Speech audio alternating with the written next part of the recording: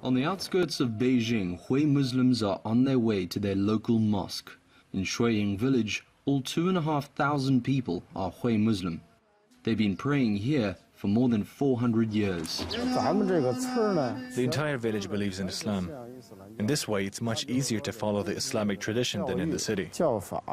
And some people who move here even decide to convert, like Jiang Wei.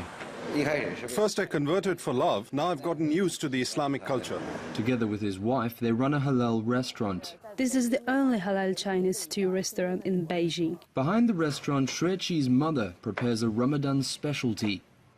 We use warm water to mix the flour, then we add salt and yeast. It's really good, really fluffy. She's been making this bread for 40 years, but says practicing her traditions hasn't always been easy. More than 10 years ago, it wasn't good for Hui Muslims.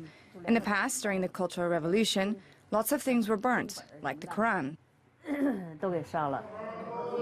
For many here, breaking the Ramadan fast reminds them of how good they have it.